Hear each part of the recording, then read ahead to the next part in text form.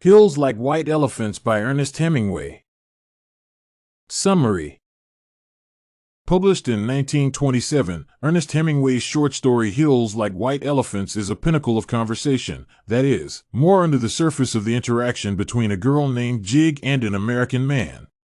At first glance, this seems like a simple, sometimes intense communication between two adults waiting for their train, which is going to Madrid.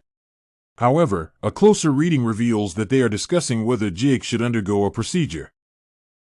At a time when abortion was illegal in most parts of Europe and America and where women might have been weaned from the Catholic Church if they had an abortion, suddenly, the conversation between the American man and Jig becomes one of the most important, both for their beings and for their relationship. However, no one wants to communicate openly what choice they would like to make. This article discusses topics of choice, communication disruptions, and gender roles. Characters and theme. The plot of the story develops in such a way that the word abortion itself is never pronounced.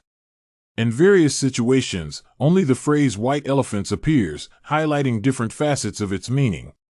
The great writer's style, like the underwater part of an iceberg, hides not only the word abortion but also the fear of a young girl, unaware of the pain of an unborn child, her flesh from her flesh, which is not destined to see God's light. The girl's dream of a child is inextricably linked with her vision of happiness and measured family life. These properties are genetically embedded in every woman. They are the essential purpose and obligation to be the parent, the one who gives life, and the very name of the first woman, Eve, means life. For the heroine, abortion is the collapse of the last hope, leading only to the continuation of a meaningless life. Let us recall how masterfully Hemingway draws hills whitening in the sun, scorched by the mercilessly blazing sun, the earth, and green fields, the shady banks of a rivulet, and the moving shadows of clouds. These different frames are full of functional significance. These are the stages of the girl's state of mind, which is likened to scorched earth. At first, the comparison of the hills with white elephants evokes admiration for the girl. In the middle, this imagery appears, but this time, there are notes of heartbreaking doubt. In the final part, white elephants appear, but the girl's gaze only sees how they descend into the scorched valley. Together with the dream of a child, the colors of the world and hopes for happiness die for the heroine, they fade together. Making a decision, which is to kill her unborn child, turns into the most profound psychological stress, and the girl subconsciously knows that she is saying goodbye to the highest value. There is a perception of meaninglessness, absurdity, an irreplaceable void of life, and a sense of terrible spiritual poverty. In order to show her emotional conflict and struggle to explain it, Jig says, "Can't we stop talking?" She feels that life will become unstable, lose stability, and love will become soulless and will turn into bitter loneliness. In this life, fiction will take the place of genuine values. The gloom is already spreading not only around the person but it is already powerfully penetrating the person himself. A man has nothing to rely on, and no one is waiting for him. He is powerless before the power of chaos. No, we can't.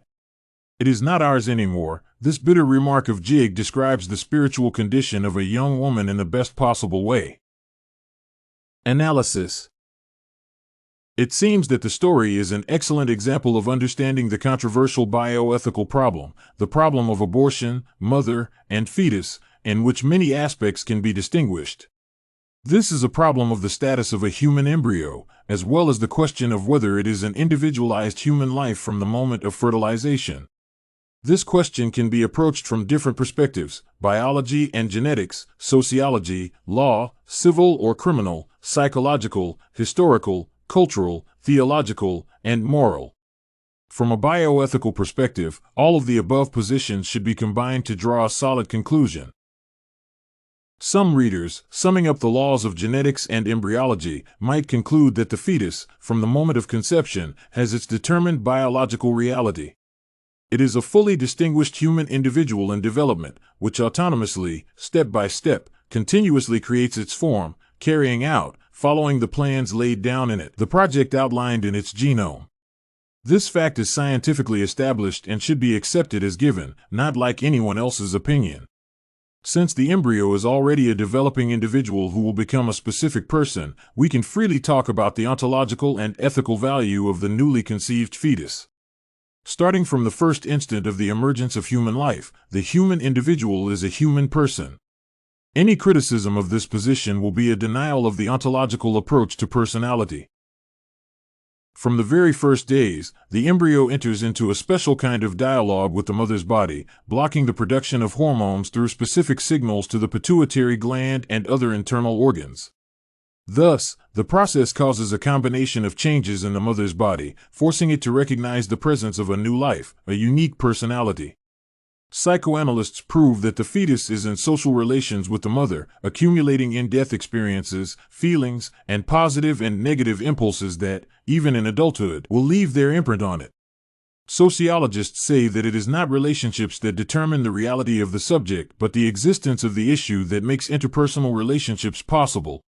However, a human fetus does possess a partial form of consciousness due to its responsiveness to outside signals. Conclusion. It is critical to note that the given book gives a clear perspective on the issue of abortion. Under the current legislation, affirming the unrestricted right of every woman to have an abortion is an example of a misunderstanding and use of freedom. The main character does not precisely show her stance on the issue, but either way, one's independence will be limited. In the framework of the strict logic of personalistic philosophy derived from the book, we can summarize that the embryo or the fetus, as a result of a continuous process of development programmed from the inside, is a unique human individual possessing actual social value. Besides, the embryo or the fetus has a genuine connection and a true destiny to become a person. Consequently, abortion is a crime against the life of a human person.